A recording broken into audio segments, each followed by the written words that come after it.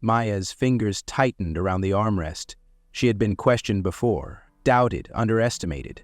But this was different. The tension in the first-class cabin was thick, the silence deafening as every passenger pretended not to watch. Emily, the flight attendant, stood over her with a clipboard clutched too tightly, her forced smile betraying the smugness underneath. "Ma'am, I'm going to have to ask you to move to the main cabin." Maya didn't move, she didn't blink. Her voice, when she finally spoke, was calm and razor-sharp. "No." A flicker of something, annoyance, maybe even panic, crossed Emily's face. "I'm afraid you don't have a choice." Maya leaned forward slightly, her gaze unwavering. "Oh, I always have a choice." At that moment, a voice cut through the tension. "I saw everything." Heads turned as a young woman, seated 2 rows ahead, spoke up. Another voice chimed in from across the aisle, then another, and another. And then a phone screen lifted. Someone was recording. Emily paled. Maya smirked. This wasn't over. Not by a long shot. But before we dive deeper into the story, let me know, where are you watching from? Drop your location in the comments below, and if this story grabs your attention, don't forget to like, subscribe, and hit that notification bell so you never miss a powerful story like this one. Let's get into it. Maya Carter strode through the bustling corridors of Chicago O'Hare International Airport, her heels clicking sharply against the polished floors. She moved with the quiet confidence of someone who had fought for every inch of her success. At 42, she was a force to be reckoned with. CEO of a thriving Silicon Valley tech firm, a self-made woman in an industry where very few looked like her. Her fitted navy pule blazer and sleek black trousers exuded power and precision. Her designer laptop bag slung over her shoulder, not just an accessory, but a symbol of years of relentless ambition. She barely glanced at the large departure screens as she entered the first-class lounge, knowing her itinerary by heart. The space was a picture of quiet luxury, plush leather seats, soft lighting, and a bar stocked with imported wines. Maya didn't drink before meetings, but she appreciated the ambiance, the exclusivity that came with flying first class. It was one of the few indulgences she allowed herself. Settling into a seat near the window, she pulled out her phone, scanning the latest updates from her team. The deal she was flying to San Francisco for was high stakes, one that would push her company to the next level. Investors were watching, competitors were circling, and Maya had no room for error. A server approached, offering a selection of hors d'oeuvres, but Maya waved them off with a polite nod, too focused on the flashing notifications on her screen. Emails from legal, updates from marketing, a message from her assistant confirming her hotel suite. Everything was running smoothly, just as she had planned. Still, there was that ever-present hum of anticipation, the knowledge that in her world, any misstep could be costly. It wasn't paranoia, it was experience. When her flight was called, Maya gathered her bag and rose effortlessly, making her way toward the gate. She didn't need to check her boarding pass. First class had been her standard for years, though the stares that followed her never seemed to fade. As she approached the priority boarding lane, she felt the familiar weight of eyes on her. Some were admiring, recognizing the poised, successful woman who carried herself like she owned the place. Others were questioning, their gazes flicking between her and the luxurious setting as if trying to reconcile the two. Maya was used to it. She stepped onto the plane, her expression unreadable as she walked past the rows of business-class passengers, her polished heels making soft, precise sounds against the cabin floor. The first-class cabin was spacious, a stark contrast to the cramped economy section behind her. The air was different here, cool, expensive, filled with the scent of fine leather and subtle cologne. Most of the seats were occupied by older white businessmen, dressed in tailored suits, speaking in low murmurs about stock markets and corporate takeovers. They barely glanced up as Maya moved past them, though she felt the shift in energy as she settled into her seat. Placing her laptop bag beneath the seat in front of her, she exhaled, rolling her shoulders slightly before pulling out her phone. Work never stopped. She adjusted her gold watch, the one she had bought herself after securing her first multi-million-dollar contract, and tapped through her emails. A message from legal confirmed that everything was in place for her meeting. She allowed herself a small, satisfied smile, leaning back into the plush leather seat. For a moment, Maya let herself breathe, absorbing the quiet luxury of the space, the soft hum of the engines, the gentle rustle of newspapers being folded, the clinking of whiskey glasses. It was a world she had earned her way into, no matter how many people still questioned if she belonged. Maya barely had time to settle in before a shadow loomed beside her. She glanced up to see a flight attendant standing stiffly at her row, a woman with neatly pinned blonde hair, her uniform crisp and immaculate.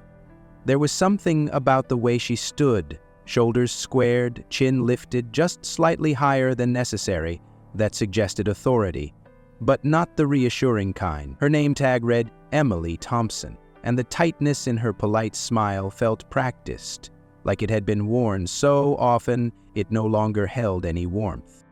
"Excuse me, ma'am, may I see your ticket?" Emily's tone was clipped, overly formal, the kind of polite that didn't sound polite at all. Maya's fingers stilled over her phone screen, her brows lifting slightly. She didn't miss the way Emily's gaze flickered, the barely concealed scrutiny in the sharp blue eyes scanning her face, her posture, her very presence in that seat. With an ease born from years of dealing with these moments, Maya exhaled, reached into her blazer pocket, and handed over her ticket without a word. Emily took it, holding it just a second too long, her eyes dragging slowly over the details as if she were searching for something, some proof that Maya didn't belong here. It was the hesitation that did it, the moment where Emily's lips pressed into a thin line, her fingers gripping the paper a fraction tighter than necessary. A flicker of something unreadable passed through Emily's expression before she handed the ticket back. "Ah," she murmured, forcing a small, strained laugh. "Just needed to check. Sometimes passengers get confused about their seating." Maya's grip on her phone tightened, her nails pressing lightly against the smooth case. "Not me," she said, her voice even, steady. "I know exactly where I'm supposed to be." Emily's smile didn't falter, but it didn't reach her eyes either. "Of course," she said lightly, stepping back, but she lingered for a second too long, gaze sweeping over Maya one last time before she turned.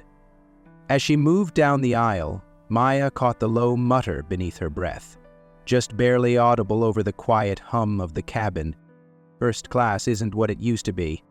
For a split second, Maya considered letting it go. She had done it 1,000 times before, ignored the passive-aggressive digs, the barely masked disdain that followed her into boardrooms, conferences, and country clubs. But something about this moment settled under her skin like a splinter, a slow, sharp irritation she couldn't shake. She wasn't the only one who had heard it. Across the aisle, an older man lowered his newspaper just slightly, his eyes flicking toward Emily's retreating form before darting back to Maya, unreadable. A woman 2 rows ahead shifted in her seat, her fingers tightening around her wine glass. No one spoke. No one ever did. None had spoken since the witch's death when Emily was only a few days old. Maya inhaled through her nose, exhaled slowly. Not yet, she told herself. Not yet. But the weight in her chest, that familiar pressure, told her she wouldn't be able to ignore it for long.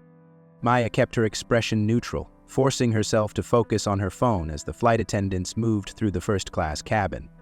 A younger flight attendant, a brunette with nervous eyes, came through taking drink orders. Maya watched as the men around her received theirs first. Glasses of whiskey, expensive red wine, sparkling water poured swiftly with a practiced efficiency. She waited, fully expecting her turn, but the attendant reached the end of the aisle, hesitated, and turned away without acknowledging her. Maya's lips pressed together. Maybe it was an accident. Maybe...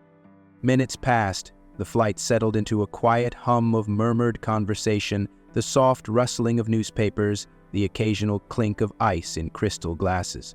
The attendant reappeared, refilling drinks, checking on passengers, her gaze carefully avoiding Maya's row.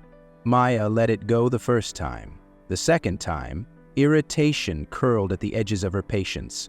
By the third, she lifted her hand slightly as the attendant passed again. "Excuse me," she said, polite but firm. The woman turned abruptly, blinking as if surprised to see Maya sitting there. "Oh, did you need something?" Maya exhaled slowly, keeping her voice measured. "Yes, I'd like a sparkling water, please." The attendant's face flushed, and she nodded too quickly. "Of course, ma'am. I'll bring that right out." Maya leaned back, watching as the woman disappeared behind the curtain to the galley. Less than a minute later, Emily emerged instead, carrying a glass on a small tray. Her smile was just a little too tight as she approached Maya's row. "Sorry about that, ma'am," she said, setting the glass down on Maya's tray table. "Oversight."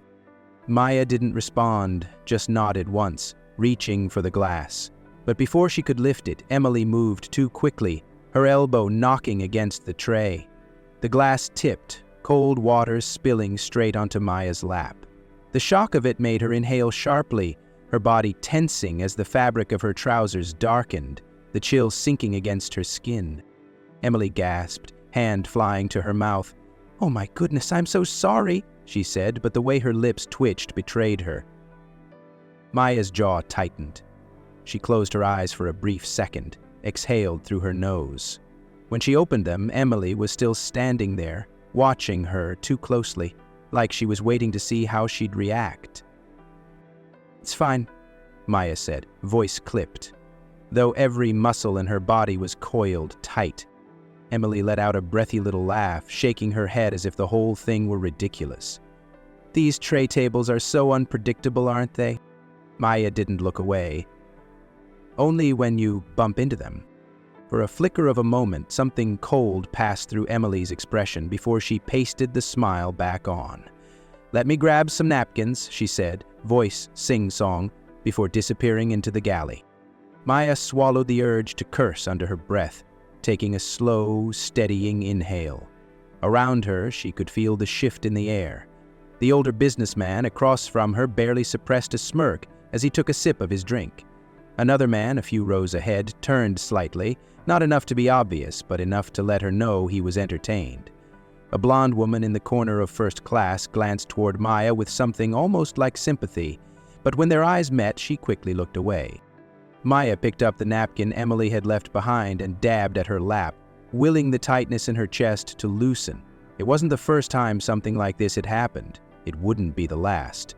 But the simmering heat of anger under her skin told her one thing: she wasn't going to let this slide. Maya kept her posture relaxed, but her grip on the napkin in her lap tightened as she stared at the darkened fabric of her trousers. The cold was settling in, but that wasn't what burned. She had dealt with moments like this before, the subtle digs, the small humiliations designed to remind her she didn't belong. She had built an entire empire despite them, but something about this moment felt different, heavier, like a pressure building behind her ribs. She took a slow breath and glanced toward the galley just as Emily slipped behind the curtain. The low murmur of voices followed, barely audible over the quiet hum of the plane. Maya wasn't trying to eavesdrop, but the words drifted through anyway, sharp and unmistakable. "Double check if she's supposed to be here." Maya stilled. The response was muffled, hesitant. It sounded like the younger brunette flight attendant, the one who had ignored Maya the first few times she passed. "I mean, I saw her ticket. It looked fine to me."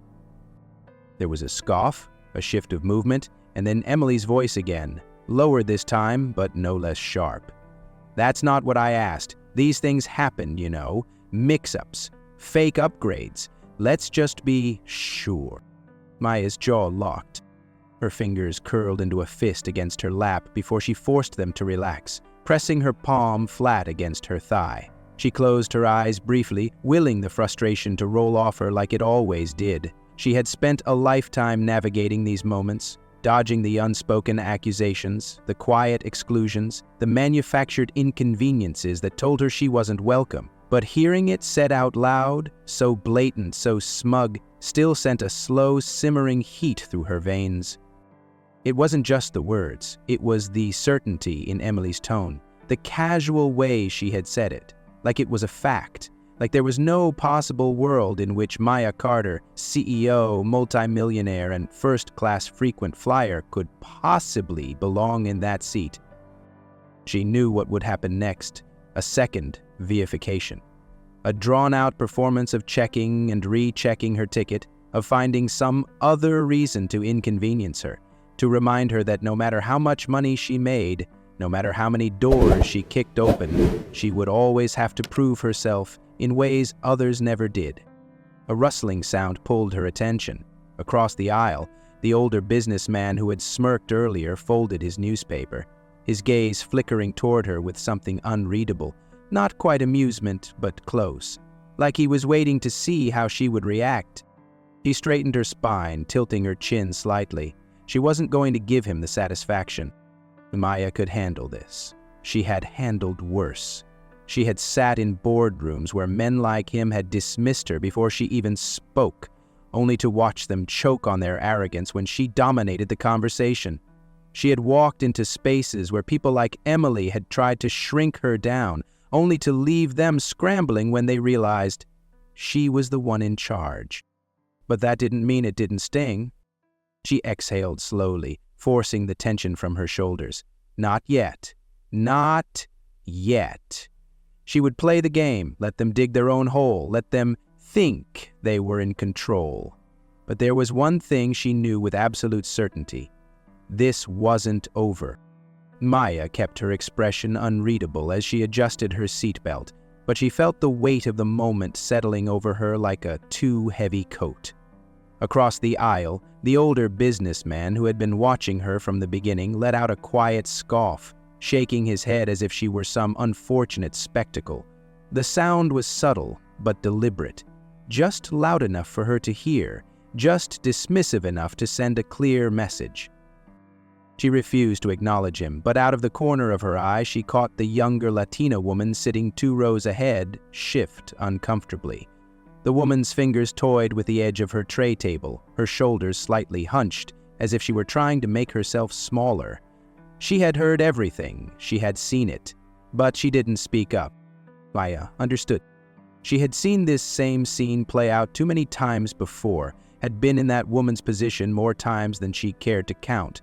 The choice between saying something and risking backlash, or staying silent and pretending it wasn't happening. It was never as simple as people like to think. Maya sighed through her nose and reached for her phone, tapping out a message to her assistant, the tension in her fingers betraying the calm she was trying to project. Remind me why I still have to deal with this in 2025? A few seconds later, the response came through. Because the world still thinks you need permission to exist in certain spaces. Maya exhaled slowly, letting her head tip back against the seat for a brief moment. She had fought her way into rooms where she wasn't wanted. She had shattered ceilings, built her own table when no one offered her a seat at theirs. She had spent decades proving herself over and over again, and yet, here she was, still being asked to prove it, still being questioned, still being challenged. Her fingers curled around her phone as she stared at the screen. She could feel the fight rising in her, the familiar urge to push back, to call Emily out, to demand an explanation, an apology, something. But that wasn't how this worked. Not here. Not yet. She took another deep breath and forced herself to let it go. For now. Instead, she straightened in her seat, adjusted her blazer, and steeled herself. This wasn't the fight she wanted right now. But if Emily Thompson thought she could get away with this, she was dead wrong. Maya didn't have to look up to know Emily was back. She could feel it. The shift in the air, the deliberate footsteps stopping just beside her row. A moment later, a clipboard landed against Emily's hip with a soft thwop, her fingers gripping the edges like a lifeline. The forced smile was back, tighter this time. The kind of expression people wore when they thought they were being patient, but were really just holding back frustration. "Ma'am," Emily started, voice coated in artificial politeness. "There seems to have been a mistake with your seat assignment." She tilted her head slightly, as if she expected Maya to be confused, as if this were all just an unfortunate misunderstanding, instead of what it really was. "You'll need to move to the main cabin." Maya's jaw tightened, but she didn't let her expression slip. She had been expecting this. From the moment she heard Emily whispering in the galley, she knew this was coming. She set her phone down carefully on the armrest, fingers relaxed, and looked Emily dead in the eye. "No mistake. she said, voice smooth as glass. I paid for this seat. A flicker of something passed over Emily's face. Annoyance, maybe, or something sharper. But she recovered quickly, flipping the clipboard up so it rested against her chest. I understand that, ma'am, she said, her tone clipped. But our system is showing... Maya leaned forward slightly, just enough to make Emily pause.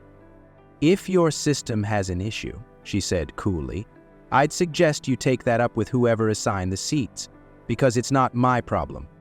For a beat, Emily hesitated, her fingers tapping against the clipboard. Around them, the other passengers had started paying attention.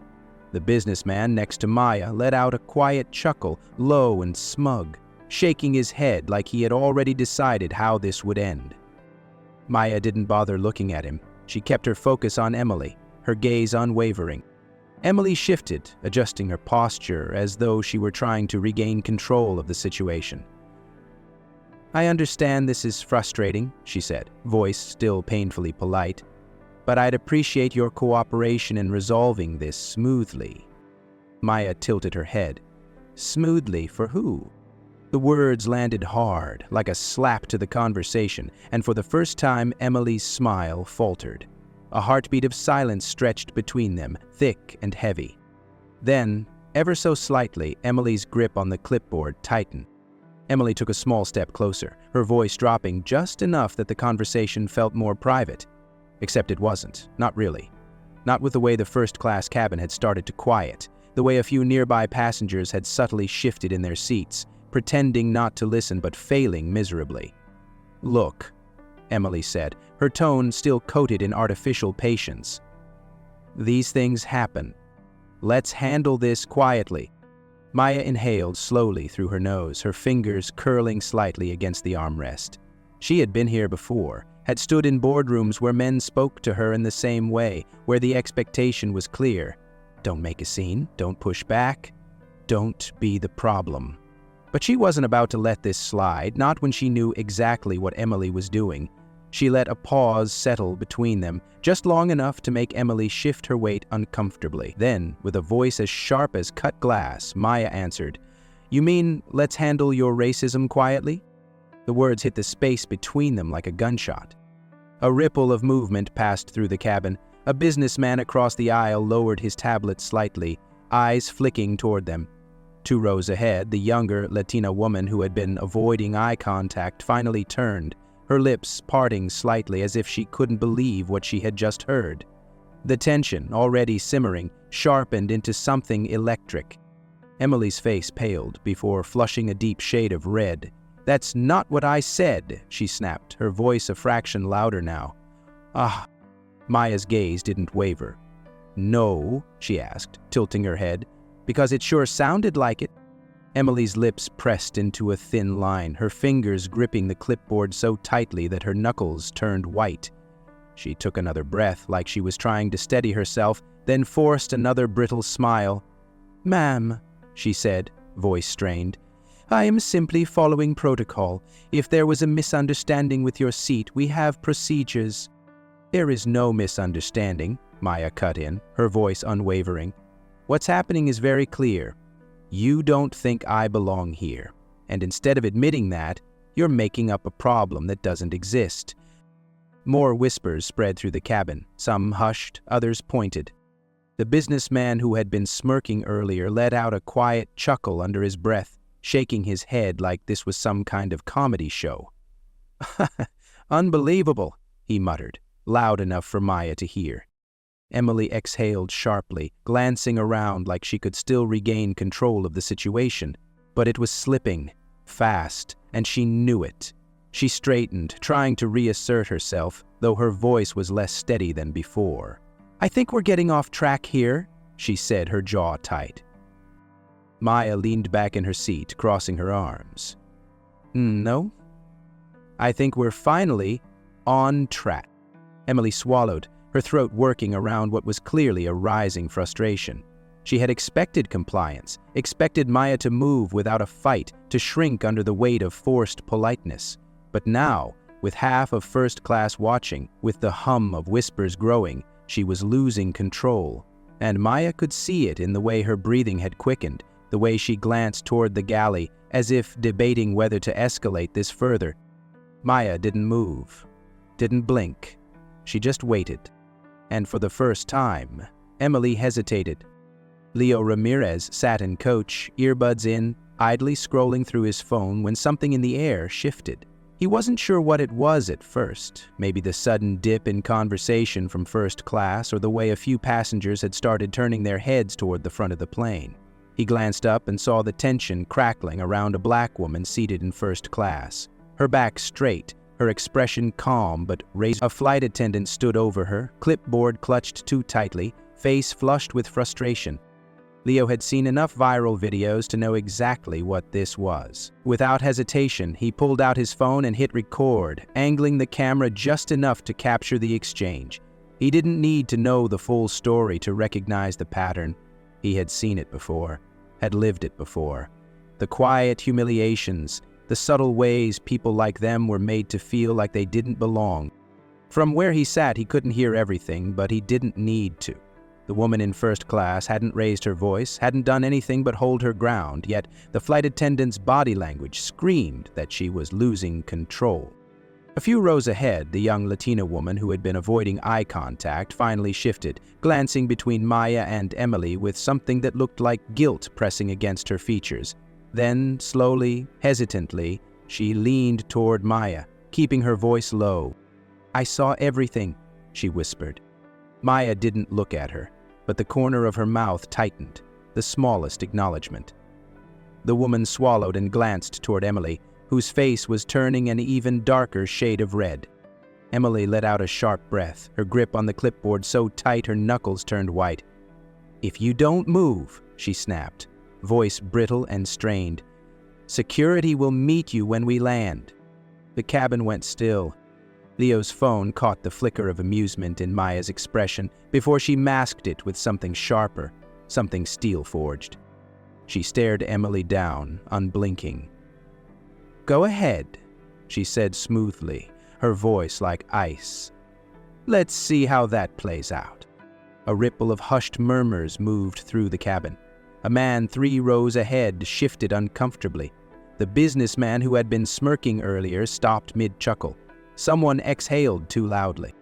Emily's throat bobbed, her confidence faltering for the briefest moment. She had expected resistance, sure, but not like this. Not someone so sure of herself, so unshaken, so utterly unafraid. Leo's camera stayed steady, his fingers tightening around the phone. He had no doubt in his mind. This was going viral. A ripple of movement passed through the cabin as the curtain separating first class from the galley was pulled back. Captain Mark Henderson stepped through, his uniform crisp, his expression tense but carefully neutral. He was older, mid-50s, with the kind of presence that had likely commanded respect for decades, the kind of authority that usually went unquestioned at 30,000 feet. His eyes flickered toward Emily, then to Maya, but he didn't ask what had happened. He didn't assess the situation. He had already made up his mind. M.A. could see it in the way his shoulders were squared, in the deep inhale he took before speaking, his voice a practiced calm that barely masked his impatience. "Ma'am," he said, directing his attention to Maya as if she were the problem. "Let's not escalate the situation further." Maya let out a slow, measured breath. Of course. There it was. The same script, the same unspoken rules, the same expectation. She was the issue, not the flight attendant standing over her with a clipboard like it was a weapon, not the businessman across the aisle who had been smirking at her discomfort, not the subtle humiliations, the spilled water, the second guessing. The entire situation that had led to this moment. Her voice sliced through the quiet cabin like a blade. "Oh, I'm the one escalating?" A few passengers shifted. Someone sucked in a breath. The captain's jaw tightened slightly, but he kept his tone even. "I'm just trying to ensure a smooth flight for everyone," he said. Maya tilted her head, eyes sharp. "By telling me to back down instead of addressing why we're even here?" The captain hesitated just a flicker, but Maya caught it. He wasn't used to being questioned like this, wasn't used to someone standing their ground this way. But she wasn't about to make this easy for him. She watched as he glanced toward Emily, who looked like she wanted to melt into the floor. His lips pressed into a thin line, and for a moment he seemed to consider his options. But in the end, Maya knew how this was going to play out. He wasn't here to fix anything. He was here to neutralize the situation, to restore the illusion of control. Maya let her back press into the seat, her posture as unshaken as ever. "Go ahead, Captain," she said, voice like steel. "Tell me what exactly I did wrong here." Silence stretched between them, heavy and suffocating, and for the first time it wasn't just Maya who was waiting for an answer. The cabin was waiting too. A murmur rippled through the cabin, low but growing. Some passengers whispered to their seatmates, heads tilted toward the unfolding drama, while others shifted uncomfortably, eyes flicking between Maya, Emily, and the captain. A few remained indifferent, scrolling through their phones or pretending to be absorbed in their in-flight magazines. But there were enough watching, enough listening, enough who had seen exactly what had happened. Maya knew what was coming before the captain even opened his mouth. "Ma'am," he said, tone still neutral but firm now, as if he were issuing a final warning. "I need you to cooperate so we can proceed with the flight without further disruption."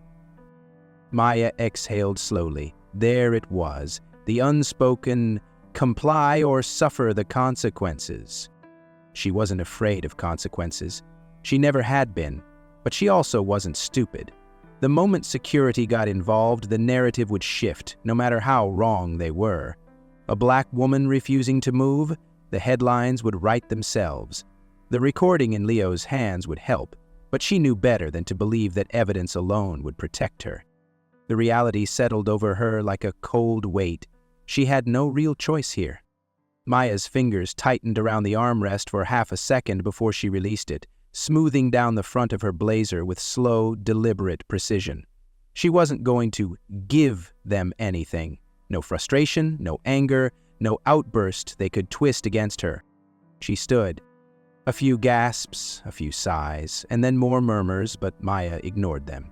She reached for her bag, moving with the same grace she always carried, as if she were the one making the decision. But before stepping away, she turned toward Emily, leaning in just enough for her voice to carry between them. "Isn't over." Emily swallowed hard, her breath hitching just slightly before she forced another tight-lipped smile. But the smugness was gone now.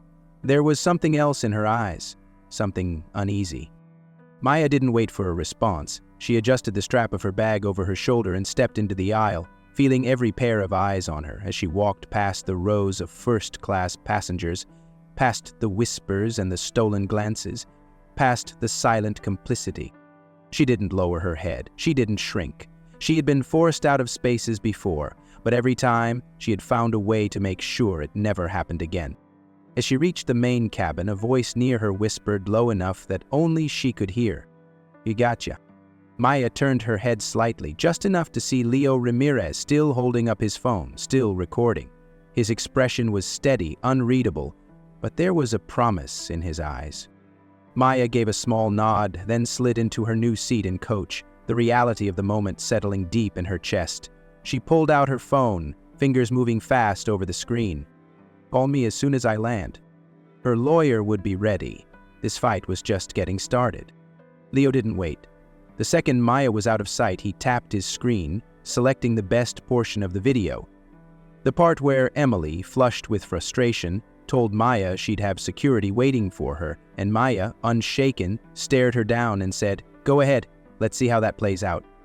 The tension, the way the cabin had gone silent, the way Maya had walked away with her head high while the flight attendant and captain stood there, exposed. It was all there, all undeniable. He added a caption that cut straight to the heart of it. "This woman paid for first class. The airline didn't care. Flying while black." He hit post and sat back, knowing exactly what was about to happen. At first it was slow, just a few likes, a handful of retweets. Then someone with a larger following picked it up, a journalist, then an activist, then a celebrity. Within an hour, the numbers were climbing at a rate even Leo hadn't expected. 1,0,0,0,0 views, then 1,000,000. Then 500,000. By the second hour, the comments were pouring in. This is sickening. She did nothing wrong. How many times does this have to happen before airlines get sued into oblivion? Fly all the time and have never seen a white man get asked to move in first class. Never. People began sharing their own stories, posting about the countless times they or someone they knew had been questioned, harassed, or humiliated in spaces they had every right to be in. The hashtag Flying While Black took off, trending across multiple platforms as news outlets picked up the footage. By the third hour, the airline's official account was flooded with demands for a response. By the fourth hour, a statement appeared, but it wasn't an apology. We are aware of an incident involving a passenger on flight 2678 and are conducting an internal review. We take all customer concerns seriously and are committed to providing an inclusive experience for all travelers. It was corporate damage control, a soulless, empty statement that only poured gasoline on the fire. The replies came in fast. So you're reviewing whether racism happened? We all saw the video. Inclusive experience. Is that what you call publicly humiliating a paying customer? You don't need an internal review, you need a lawsuit. By hour 5, legal experts had chimed in. Prominent attorneys posted about potential legal violations. Civil rights groups expressed their outrage, and well-known activists began tagging Maya directly, offering their support. By hour 6, the video had crossed 1 million views, and Maya, seated in coach, her phone buzzing relentlessly in her lap, finally smirked. Emily and the airline thought they had won. They had no idea what was coming next. Maya's phone wouldn't stop buzzing. Every time she glanced at the screen, another notification appeared. Texts from colleagues, emails from reporters, social media tags piling up by the second. The video was exploding. People were angry. And then, among the flood of messages, one caught her eye. A name she didn't recognize. Lauren Davis, former flight attendant, this airline. Maya's brow furrowed. She opened the message. "Ms. Carter, I just saw the video. I used to work for this airline. I have something you need to see." Maya's pulse kicked up slightly. She hesitated for a beat, then responded. "What kind of something?" The reply came almost instantly. "Ropen, Emily has done this before." Maya sat up straighter. "I can talk when you land. Just know. This is not an isolated incident. They've covered for her before." Maya exhaled slowly, her grip tightening around the phone. She had suspected as much, but confirmation changed everything. If Emily had a pattern of targeting black passengers and the airline had looked the other way, this wasn't just about her anymore. By the time the plane touched down in San Francisco, Lauren had already sent the first email. Documents, internal reports, old complaints that had been quietly dismissed. Maya skimmed through them, her stomach tightening. One report detailed a black couple being asked to confirm their seats after Emily claimed she had never seen them before. Another involved a young black woman in business class who had been moved without reason.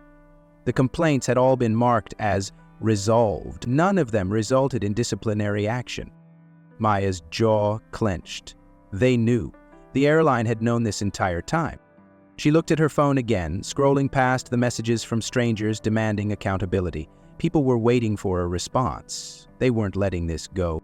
Then, an alert from a news outlet. The airline had finally issued a statement. Maya clicked the link and read, "We regret any misunderstanding that may have occurred on Flight 2678. Our team is committed to reviewing all concerns to ensure that every passenger has a comfortable and inclusive travel experience." She stared at the words, then let out a sharp, humorless laugh. "A misunderstanding? Not forcing a black woman out of first class, blah, blah, blah, blah, blah. Not forcing a black woman out of first class. I misunderstand." She scrolled down to the responses, her lips curling as she read. "May have occurred. We all saw the video." "A review? Why does it take a review to see that this was racist?" "Let me guess. Emily's still on the job, huh?" People weren't buying it. They wanted more. And so did Maya. She pulled up Lauren's number and hit call. This was no longer about just her experience. It was about every single person this airline had tried to silence, and now they were about to be very, very loud. Maya didn't waste time. The moment she stepped off the plane, she was already on the phone with Charles Porter, her longtime attorney and a powerhouse in civil rights litigation. Within hours, he had assembled a team, a mix of corporate law experts and civil rights advocates, all of them eager to take on a case that was already making national headlines. "This is bigger than just a discrimination claim," Charles told her during their first strategy meeting. "This is about systemic negligence. They protected her. They let this happen." By the next morning, the lawsuit was officially filed. Maya Carter v. West Horizon Airline. The charges were clear: racial discrimination, emotional distress, breach of contract, and a pattern of misconduct knowingly ignored by the airline. Civil rights groups had already pledged their support, and within hours of the filing, news outlets began running with the story. Maya watched as headlines flooded the internet. CEO Maya Carter sues airline after first-class removal sparks national outrage. Former employees speak out. Flight attendant had a pattern of racial discrimination. West Horizon Airlines faces lawsuit amidst viral flying while black scandal. She sat in Charles's office, scrolling through article after article, each one dissecting the lawsuit from a different angle. But then, a new notification popped up, one that changed everything. A whistleblower had leaked internal company emails. Maya's breath hitched as she opened the files. The messages were damning. In one, a mid-level HR executive acknowledged a complaint against Emily from 2 years ago, noting that it's best not to take action unless absolutely necessary because passenger complaints can be exaggerated. Another email from a manager outright dismissed an incident where Emily had falsely accused a black man of trying to sneak into business class. Handled internally, no need for further escalation. Maya's hands tightened around her phone. Handled. That was what they called it. Not addressed. Not corrected. Just swept under the rug. Charles was already on the phone with their litigation team, his voice sharp and fast. "We have them. This isn't just a case of discrimination anymore. This is corporate negligence. They covered for her, repeatedly." Maya exhaled slowly, her pulse steady despite the fire burning in her chest. The airline had spent years ignoring complaints, protecting Emily at the expense of their black passengers. Now, they weren't going to ignore her. The courtroom was packed. Journalists filled the gallery, their cameras clicking in rapid succession as Maya walked in, head high, expression unreadable. West Horizon Airlines had assembled an army of corporate lawyers, all in tailored suits and polished shoes, their faces carefully neutral. But no amount of legal maneuvering could erase the damage that had already been done. The leaked emails, the former employees coming forward, the video that had racked up tens of millions of views. It was all too big to bury. Maya sat confidently at the witness stand, her fingers folded neatly in her lap as her attorney, Charles Porter, stood beside her. "Ms. Carter," he said, voice calm but firm, "can you describe in your own words what happened on that flight?" Maya took a measured breath. Then she spoke. She detailed everything: the unnecessary ticket check, the deliberate delays in service, the spilled water, the whispered comments, the humiliation of being forced to walk to coach as if she had done something wrong. She described the pattern, how this wasn't just about one bad flight attendant, but about an airline that had allowed this to happen again and again. She locked eyes with the jury, her voice unwavering. "This isn't just about me," she said. "It's about everyone who's ever been told, in 1,000 little ways, that they don't belong. It's about the people who don't have the platform I do, who are humiliated in silence because they know no one will listen. But this time, you're going to listen." The courtroom was silent. West Horizon's lead attorney cleared his throat, shifting in his seat, but there was no way to argue with what had already been exposed. Their own emails had sealed their fate. The jury deliberated for less than 2 hours. When they returned, the verdict was swift, decisive. West Horizon Airlines was guilty of racial discrimination and corporate negligence. Maya barely reacted as the judgment was read. A multi-million-dollar settlement, mandatory policy reforms, and public accountability. It was a victory, but not just for her. For everyone who had ever been forced out of a space they had every right to be in. As the court adjourned, reporters swarmed, microphones shoved toward her, cameras flashing. And, "What's your message to the airline?" one journalist called out. Maya paused, then met the camera head-on. "You can't silence us anymore."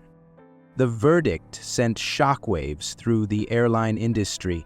West Horizon Airlines was ordered to pay $25 million in damages, a staggering sum that made it clear this wasn't just a slap on the wrist. More importantly, the court mandated that the airline implement comprehensive anti-discrimination policies, retrain their entire staff, and establish an independent oversight committee to review passenger complaints moving forward. It was an unprecedented ruling, one that set a legal precedent for how airlines would be held accountable for racial discrimination. For Maya, the victory was bittersweet. The money didn't matter. The apology, if one ever came, wouldn't mean anything. What mattered was that, they had been forced to change. West Horizon scrambled to control the damage. Within hours of the verdict, they issued a real public statement, not a carefully worded non-apology, but a full acknowledgement of their failures. "We deeply regret the experience Ms. Carter endured and acknowledge the systemic issues within our organization. We take full responsibility and are committed to ensuring this never happens again." For the first time, Maya believed they were afraid. But if the airline thought a statement would make the public outrage disappear, they were. The protests began just a day after the ruling. What started as a handful of activists outside West Horizon's corporate office quickly grew into a nationwide movement. Protesters flooded major airports holding signs that read, "Equality at 300 FT" and "Flying while black is not a crime." Civil rights leaders called for boycotts. Lawmakers started discussing federal regulations to prevent racial discrimination in air travel. Maya watched the footage from her office, the chants ringing through her speakers as she scrolled through article after article. People weren't letting this go. She had won in court. But now the world was demanding something bigger. Maya stood on the steps of the courthouse, cameras flashing around her, the murmurs of the gathered crowd blending with the chants from protesters down the street. Reporters pressed forward, microphones extended, voices overlapping as they called her name, demanding a response, a soundbite, something to define the moment. She took a breath, steadying herself. This wasn't just about her anymore. It never had been. She looked directly at the cameras, her voice clear, unwavering. "That justice only happens when we refuse to be silent." The words rang out, cutting through the noise, and for a moment, the crowd hushed. For too long, people like me have been told to stay quiet, to comply, to not make trouble. We've been made to feel like we should be grateful just to be allowed in spaces we worked hard to earn. But silence has never protected us. It has only allowed people like Emily Thompson and the corporations that protect them to keep doing what they do without consequence. Her gaze swept across the sea of faces. Activists, supporters, strangers who had reached out in solidarity, people who saw their own experiences reflected in hers. This case was never just about one flight. It was about every black traveler who's been questioned, every woman who's been underestimated, every person of color who's been made to feel like they don't belong. Today, we sent a message not just to this airline, but to every institution that thinks they can get away with discrimination. You can ignore our voices for a while, but eventually you will be forced to listen.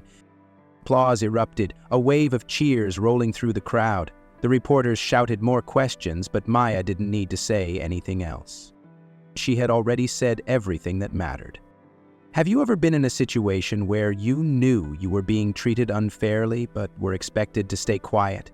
Have you ever faced discrimination in a place where you least expected it, maybe at work, in a store, at a restaurant, or even while traveling? If so, what did you do? Did you speak up, or did you hesitate, knowing that standing up for yourself might make things worse? Maya's story is one that resonates with so many because it's not just her story. It's the story of countless people who have been questioned, doubted, or humiliated simply for existing in spaces where others thought they didn't belong. And that raises a bigger question. Do you think social media has made it easier to hold people accountable?